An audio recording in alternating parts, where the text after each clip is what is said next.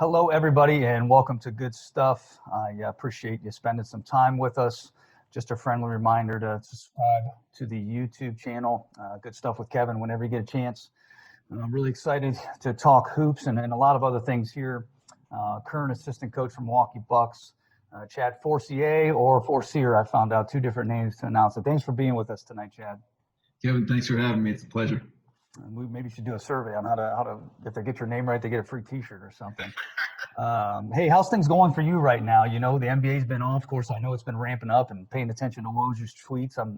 I can't wait. I need it in my life. But how's things for you at this time? Yeah, it's it's been an experience to say the least, and I think it's been a roller coaster. I probably am no different than anybody else, any of your listeners and viewers. Just it's been such a long ride, and being stuck in the house, and the weather in Milwaukee wasn't very good for most of the quarantine, stay at home time. So experiencing just getting to the place where you're having cabin fever and things of that sort, and just all the unknowns. I don't think that limbo is a comfortable space for any of us to live in. We're not wired to be that way. We want to have answers. We want to have terms. We want to have definitions, timelines. And none of us have had that. So, we get through it, and I've gotten through it. And again, some days are better than others. But I have had the privilege of having so much extra time with my family, which has been beautiful. And I've got a 17-year-old daughter who's wrapping up her junior year of high school in the next day or two, and being able to, have that much uninterrupted time with her at a stage in life when, parents don't get that, from 17-year-old, kids that they're raising. They're usually off with their friends and busy with sports and things of that sort. Of course, the nature of my job, having me travel so much, it's all just stopped. So I'm thankful for that, and I've tried to take advantage of it. Yeah, for sure. So is there anything, what are you doing at this time that maybe is unique that you could share? Anything that comes to mind?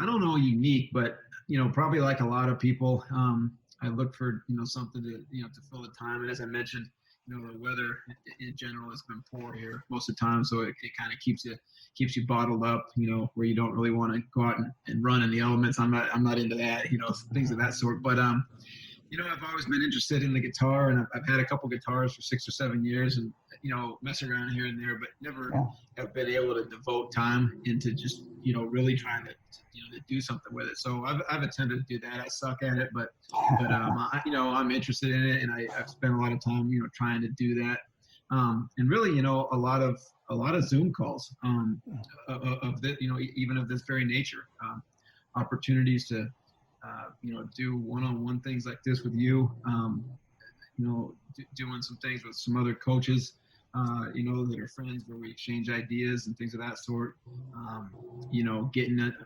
into Zoom calls with the entire NBA Coaches Association sometimes, and listening to a guest speaker, things of that sort. So, a lot of those things that probably really aren't any different than all of the human race, that's gone through this pandemic have been doing. Well, what have you learned that maybe you don't want to unlearn, or what have you changed that you don't want to unchange, or maybe what have you added that you don't want to subtract? Any of those, anything come to mind when I ask about any of those three things? I think it's been enlightening, really, probably for all of us in whatever fields that we're in, to discover that. Well, first of all, I think it's been a great opportunity to be reminded of how resilient and how adaptable and how intelligent we are as a human species, and how things evolve, and you have to it's evolve or die, and you adapt, you come up with different ways, and you figure it out. So I think the whole experience has represented a pretty cool moment for us with those things. I've appreciated just kind of the discovery of that we can work in different ways, and it's actually things that I've thought for a long time. I'm not a person that likes to have a lot of meetings. I definitely am not a person that likes to sit in an office very long, things of that sort. There's a lot of things that in terms of the nature of our work, where I've thought for a long time, with all the technology that we have, why do we still do some of these things where we're in, physical spaces so frequently? I don't think it should be, of course, eliminated, but, I'm hoping that coming out of this, when the world recovers and, we all get vaccinated and life gets, going again, that, that we've all been smarter and that some of these things maybe stay intact. Maybe you don't go to the office, every day of the week. Maybe you only meet in a room, with a group of people, now and then, just for the sake of it. Things of that sort that just make, make life more efficient, add energy, to your spirit and your body, and just fit your life in general, maybe in a better way.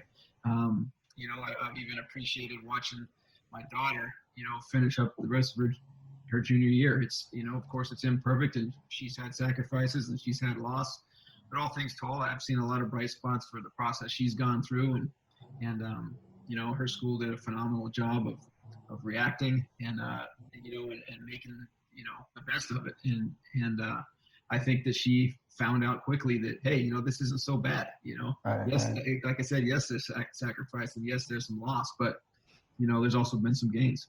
Yeah, appreciate that. Those are uplifting words. How about you just give us, for people that don't maybe know about your career, I know we could maybe have just one episode on that and go through everything. And I want to touch on some of those, but can you give us a brief idea, just when you started and got in the NBA and obviously being at the Bucks now? Can you talk us through that a little bit? Yeah, until this thing got put on pause a couple months ago, I was working my way through my 24th year in the NBA this year. Hopefully I'll get a chance to complete that soon. But I got a lucky opportunity at the very start of my sophomore year in college. I was 19 years old and had been back on campus for all of, a week probably. I went to Seattle Pacific University in my home city of Seattle, Washington, and the Seattle Sonics. Obviously, they've been gone for a long time now. They're currently, of course, the Oklahoma City Thunder, but they had training camp on my college campus. So I got a lucky opportunity. I was about to walk onto my college team. That changed all that. Got an opportunity with the Sonics. George Karl was the head coach. I got to spend 5 years. Of course, that whole thing, my role and how things might evolve with that. But got to be, with that group for 5 years. And won a lot of basketball games. Had a lot of fun, in that city. With the highlight being, 2 trips to the Western Conference Finals, and got to go to the NBA Finals in 1996 and play Michael Jordan and the Bulls, and so that was fantastic. So left the Sonics, ended up being a Division I college assistant for 4 years, starting out at Oregon State University for 3 of those, and spending 1 year in Portland, Oregon at the University of Portland, which is in the West Coast Conference with Gonzaga and some of those schools, St. Mary's. Ended up getting an opportunity to go back to the NBA from there when Rick Carlisle got his first head coaching job as a rookie head coach of the Detroit Pistons. I got an opportunity to join him as an assistant, and got to spend time with Rick in Detroit and also in Indiana with the Pacers. And then I got an opportunity to go spend 9 years in San Antonio working for Gregg Popovich and obviously with Hall of Fame players and just an incredible organization. I had an opportunity to go to a couple of NBA finals and lose a heartbreaking one, but turn around and win one in 2014. From there I've kind of been on a crazy ride the last 3 or 4 years of my life. I left the Spurs to go to Orlando with Frank Vogel to be his lead assistant with the Orlando Magic. We spent 2 years together. I ended up in Memphis with the Grizzlies last season as the lead assistant for JB Bickerstaff, and now I'm here with Mike Budenholzer. Just happy to be a part of this fantastic organization and a team that has championship DNA and championship aspirations. Yeah, for sure. And hopefully you get to complete that and play that Game 7 or whatever that might be in October, right? But I would be interested, just because there's coaches and there's business leaders and different people in those roles listening, to ask you, like, are there certain habits, that successful coaches have that maybe the non-successful ones don't have? Is there something that sticks out to you? You've obviously worked under a ton of them and you've seen them in general. What are some of those things that come to mind, Chad? Kevin, it's a great question. And I think a couple things. undoubtedly, no matter what your walk of life is, whatever your field is, um, you know, people that succeed consistently and over a long window of time certainly have great habits. Um, I don't know always, when we use words like successful or unsuccessful, at least related to the coaching field, I get a little bit leery of those words sometimes because I'm not exactly sure either what they mean or what they define or Right. how you measure what that is in coaching. I think that's interesting sometimes, but um, undoubtedly, people that have routines. I think routines are a huge part of success in terms of just figuring out what your routine is and then committing to it and developing those things into habits. I think those are important things and people that are always on a quest to continue to learn. They just always trying to get better. They ask questions. They seek more knowledge. They seek different new experiences to challenge and stretch them. I would say those are some of the things that I've observed. Yeah, those are great. And I'd like to come back to the routine maybe later. What's it like right now in the NBA? I've talked to a lot of college basketball coaches, and of course, they're staying in touch with their guys. I know it's a little different, but how are you guys? You staying in touch as a staff? You staying in touch with your players? What have you found to be useful during this time with that? Yeah, again, I think most of us are doing what we really only have so many tools, at our disposal. But as a coaching staff, we've had a couple of Zoom calls to handle some business and connect with each other.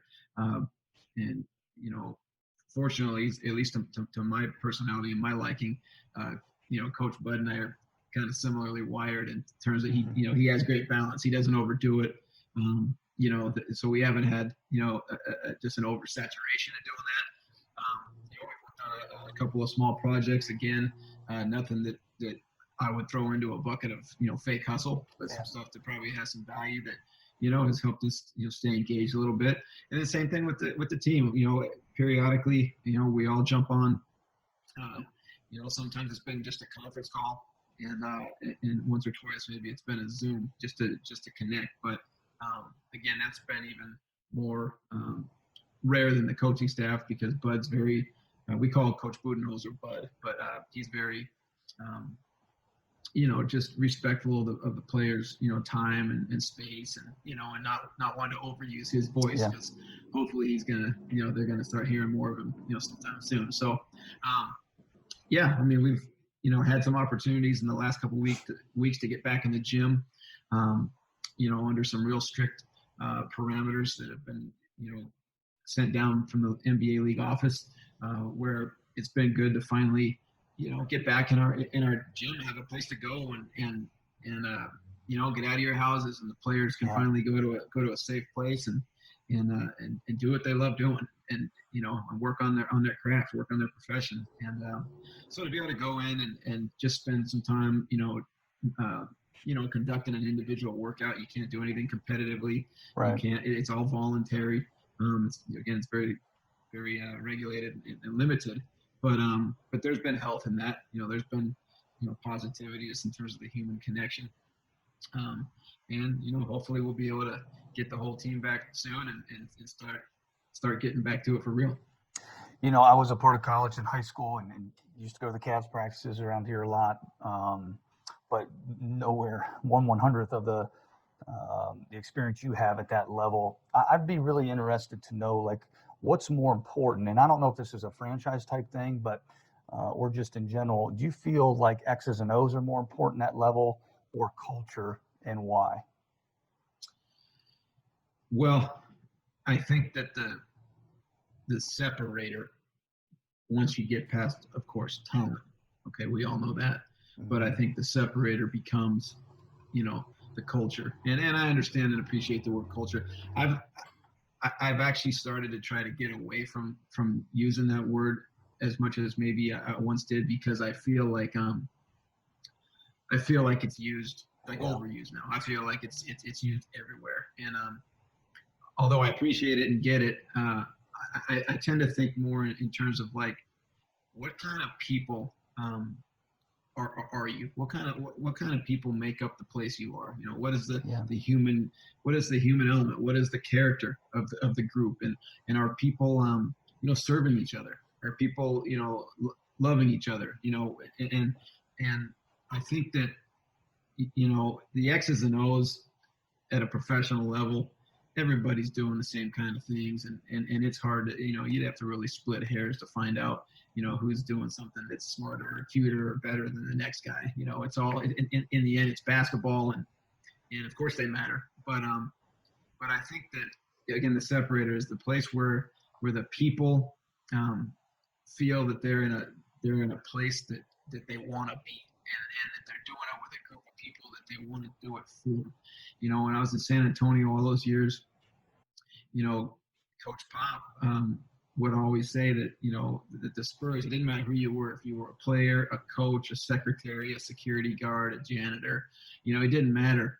What the Spurs wanted to be about was collecting high character people who had gotten over themselves and wanted to be part of something bigger than themselves. And so those were the kind of people that he was intentionally and specifically, targeting. And, and those are the only kind of people that were going to, be a part of that organization. And there were very few mistakes made. And if you found out somewhere along the way that a mistake had been made, whoever you weren't going to be there very long. And so, but it created, of course, a place, and we have that here in Milwaukee. I mean, it's startlingly similar, but it comes obviously from the same exact philosophical values. And we have a place here that I think if you went, to a man on down the line, I'd be surprised if you found anybody in our group, in our organization, that don't feel good being a part of this group and a part of what we're about. You talk about George Carl, with Carlisle, Popovich, obviously, having the opportunity to work for those guys. I guess, what can you tell us about them that, why are they so good at what they do? I know you just alluded to it a little bit with that, and I'd like to follow up with a Pop question specifically, but what are some of those things that stick out? If I'm a leader and I'm listening, what is that I can maybe acquire or start to learn to do with my people? The first thing that immediately comes to mind for me with those three guys that you mentioned, and I'm going to, I've got to put Mike Budenholzer in there as well, since I'm working for him right now, and he belongs, in this conversation anyway, but all exceptionally intelligent human beings. I mean, really exceptionally intelligent human beings. And they definitely all share that. Four guys that, of course, are incredibly passionate about, the line of work that they're in, that want to pursue and achieve not only excellence, but sustained excellence, in everything that they're about. Undoubtedly four men that are extremely hard workers, again, just going back to, how committed they are and how passionate they are about what they're doing. But also, great leaders, just great intuition and feel for, how to do or say the right thing in the moment. Just that sixth sense of knowing what to do, knowing what to say, and stepping up, in the moment and leading a group of people, through whatever the circumstances are that are called, good times or bad times. And just, all fantastic with that. Those, and also, people that are just in touch with the people that are, that are following them, just having a sense and just having a great feel, which is, an abstract idea, but however you think of or describe feel, four guys that have great feel. You said a word that I am so engulfed with the older I get. I say this in the most humble way. I'm not really concerned about what it takes to be successful. I think I have an idea and can always continue to learn that, but I'm really intrigued by sustaining you said sustaining excellence. How do you sustain? What's the key? Because that's difficult for a lot of people to do.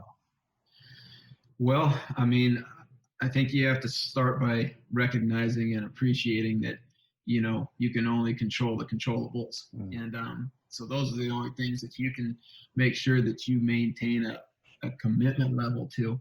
Whatever your value system is, whatever, whatever your habits are, you're committed to them. Your values, your principles, those are the pillars of what your program or company, are about. You're committed to those. Those don't get compromised. They're there all day, every day, rain or shine, day in, day out. They're lived, year in, year out. And everybody that's, in your organization, on your team, unmistakably knows what those things are and understands them and is committed to them and lives them and breathes them. And so I think those are the things you can control. And when I look at my experiences, that's what people have done is they don't compromise. They know clearly what they stand for and stand on. They never compromise. And there is a commitment level there. Of course, the uncontrollables are all the other different things that could happen with just bad luck sometimes, right? Things that you're not responsible for. And undoubtedly, no one is sustaining excellence over a long, long window of time without having enough measure of good luck. Not just once, but along the way, you got to have enough measure of things going your way, that sometimes you're not responsible for making them go your way. Yeah, that's interesting. Pop is such an extremely humble guy, and I think he deflects praise almost at every occasion. So at the same time, he obviously has to have, utmost confidence in himself and demanding of those around him. How does he toe that line so successfully, in your opinion? Well, like I said, in all sincerity, I believe that Pop could become a Hall of Famer in any walk of life, in any industry, an all-time great, whether he was a CEO of a bank or an insurance company, or whether he was the president of the United States. And I completely believe that he could be the president of the United States. Again, going back to, his intelligence for sure, but his ability to communicate, to articulate, to develop and express deep thought. And again, his intuition is exceptional. His feel, as I already touched on, he has great feel and he connects with people. And it's, to be more specific in my answer to your question, yes, he's demanding. He comes from a military academy, and he's demanding in terms of what his expectations are of everybody that's part of his, his group. But he exhausts himself investing in his relationships with the people that he's leading. He invests himself at an exhaustive level, relationship building, letting every person know that he loves them, he cares about them. He is far more interested in them as a person and in their family and in their life away from the job or away from the performance on the job. Yeah. And again, the amount of time and energy and investment he makes in the relationship building. Once you walk in the door and it's time to go to work, do your job, or step between the lines and play a basketball game, there's not a person that's ever worked for, followed Gregg Popovich that wouldn't die trying to make him happy and trying to do it for him. Right. Yeah, that's awesome.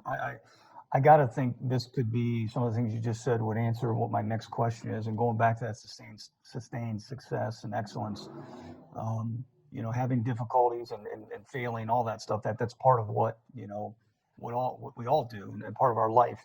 What's the secret through pushing through those times? Is it at the core, is relationships and things like that? Is that something that you really believe firmly in? Are there other things that you would add to that? just to understand your question better, like you're talking about when things are going hard, the hard times, or when things aren't going your way, or what Yeah, specifically? I just think experiencing failure, dealing with the bad things that might come our way throughout a season, whether that be in a business, the first quarter having something wrong with the bottom line, to going through a 4-game losing streak, all of that. Does that make sense? Yeah, for sure. I mean, Yeah. undoubtedly, those kind of moments and times, test who you are, test what you're made of, and they, they reveal who you are. And I think that going back to square one, the most important philosophy again is you're identifying, a type of person that you want to be part of your group. You are targeting, character traits that fit. Who, what are you made of? Who are you? Again, have you gotten over yourself? Do you want to be part of something bigger than yourself? Do you care and love, your teammates, the people around you? And I think if you have, held that value and, been that specific and that, committed to the people that you're bringing in, that when those, failures or those hard times come or the strain comes, you have a group of people that have the DNA to persevere, to stick together, to not splinter, to not finger point or cast blame, which are all the things that are born out of people that just don't have the right character. They aren't made of the right stuff. And so that's probably one of my my main takeaways. But the other thing too is always just doubling down on being committed on what you're doing, and knowing that knowing it'll finally go your way, but you just have to persevere. Pop developed a saying many years ago that became a permanent mantra in San Antonio, that he talks about pounding the rock. And there's an old saying, Jacob Reese, a lot of you guys might know about it, but the idea being like, we're going to come in here every day and we're just going to do our work. We're just going to do the job, and we're going to do it, through a committed philosophy and a committed process. And we're going to work hard at it, and, we'll let the results, fall where they may. And you may have that sledgehammer pounding that giant granite boulder, and with the objective of trying to crack that thing open, and you're swinging that thing and it's not even so much as chipping anything off of it, right. And so just that mindset of, it's not always going to be your day. It's not always going to be, your moment. There's going to be hard times. There's going to be frustration. There's going to be pain. There's going to be, disappointment, but if you have all those other elements in place and you stick together and you keep pounding that rock and you just keep persevering and, and doing it the right way, eventually, things will turn, and you'll probably be pleased with the results you're getting. Yeah, man, I love it, man. I love that. And I've used that quote many times, especially as a parent now. So hopefully it's getting in there. Just a couple things before we wrap up into kind of like a rapid fire. I'm always curious, and you mentioned this earlier, to hear about people's daily habits and routines. What are some of yours that would make me better, maybe, or others that are listening that you found have worked? Well, it's kind of strange, obviously, in this time we're in, because we probably all kind of adapted into some different ones, but, I always appreciate people that, some people like to get up every day and well, again, there's a lot of things, but the idea of trying to take care of your whole self, the physical, the mental, the spiritual, the emotional, and trying to make sure that you're, looking at all those independent pieces of your whole self, and how you're trying to, build your day where you are creating a routine that can find a way that suits, your life and your personality and your style, to address all those areas. And obviously, some people are, morning prayer people, or devotional, or, read the Bible, or find their way to, again, pray or worship or whatever they do. Some people like to start the day early, with their exercise routine, and finding time to read and get away from just, what your job is and the task at hand, what's going on in the world around you. We're so busy with our lives and worried about the work we're doing or, having to address the responsibilities we have that, you got to stop and look up and figure out what's going on, around you and finding ways to grow. So there's a lot of things that, when I see, the best of the best that have built routines and habits, those are the things they're addressing, and they ultimately find a way to check, all the boxes on how they're going to take care of all of who they are. What do you personally do to keep growing, to keep learning, to keep getting better? Is there something that you are consistently doing, whether it's reading, podcast, maybe something else? Yeah, I mean, those are really my two things. I try to, I try to always find something to read in a book. I'm not a voracious reader, but I enjoy reading. But I'm always trying to find something, like that can keep stretching me. I especially enjoy grabbing the audiobooks so that the time in my commute can be well used, and I find that helps me a lot. 'Cause I'm usually driving about half an hour to go downtown to work, and so spending an hour in the car, you can be challenged, and so I'm usually toggling anywhere between an audiobook or a podcast of some sort, just to stimulate my thought and my mind and activate my my minds. Reaching out to friends and asking questions. I think question asking and information seeking is a huge skill that has incredible power and impact on how you get better. Being able to just, however you do it, send a text message, get your FaceTime, make a phone call, but reaching out to somebody and trying to ask a question or two. Things as simple as that. Again, as simple as they seem, that's what I try to do. I've done a lot of that during this pandemic we've been in, and just try to always maintain a curious mind. Love it. Hey, we're going to kind of do somewhat of a rapid fire to finish. If you need more time, that's fine. Call it 3-pointers and pretty simple 3 questions. I'll dish it off to you and let you shoot the 3 here a couple times. All right. So number one, if people could learn, maybe only one thing from this talk and take it away, what would you want it to be? I want it to be, stay committed to your values, find out, know what your principles are, know what you stand for and what you stand on. Don't ever compromise it. Be committed to that, rain or shine. Good. And second one, if you could step into my shoes here and ask the questions, what question would have you asked Chad that I did not ask today? Oh, man.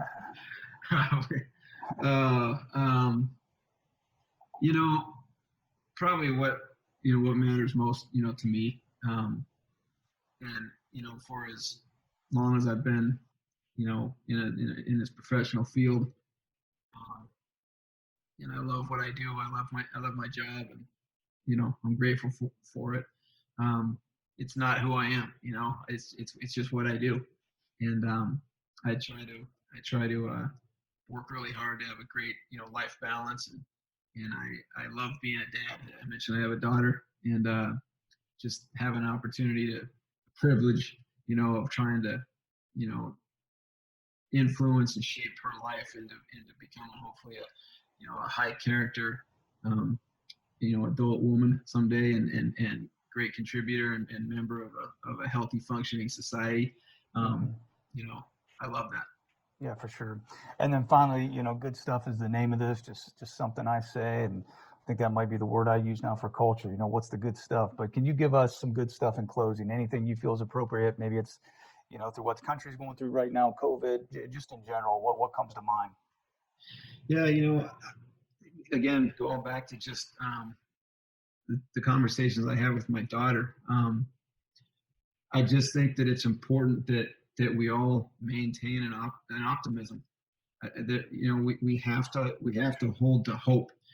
This has been hard, and everybody has suffered through it. Everybody has had loss and sacrifice, and that looks different for all of us. It's all been different, but it's been an incredible strain on so many people's lives in so many ways, and it is a dark time, but the darkest night, eventually light comes a day, and the worst storm, eventually passes. The clouds do part. We do know that, and we don't know when, but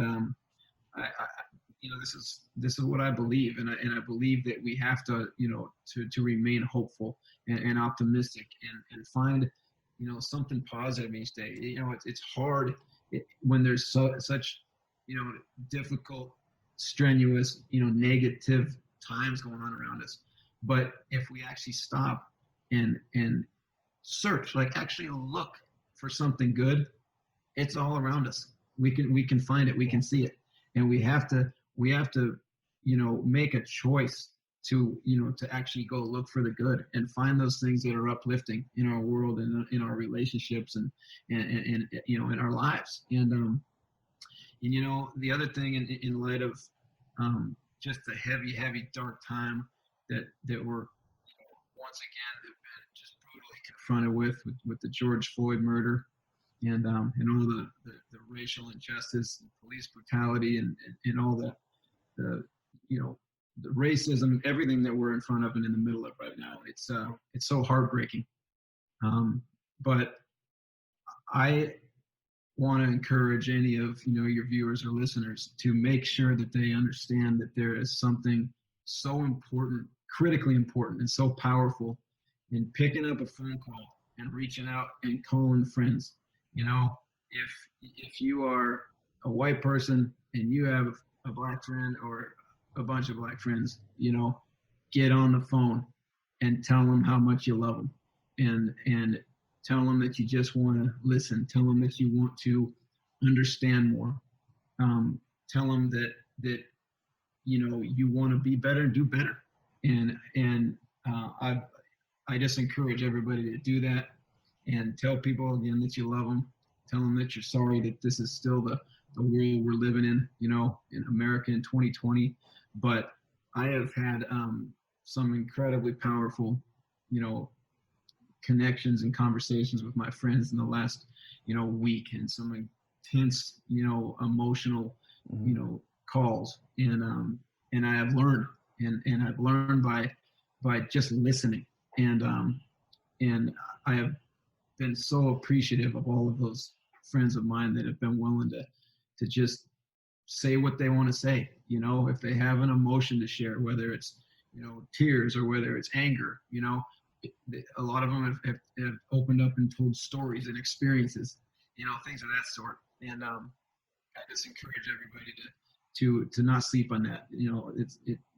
Reach out and find your friends. Yeah, I appreciate that. That's a heartfelt message and one that I've taken to heart already, and I'll hold you up on that. So thank you. And, thanks so much for your time. What's the best way if any of our, listeners, if they just want to connect with you and follow along?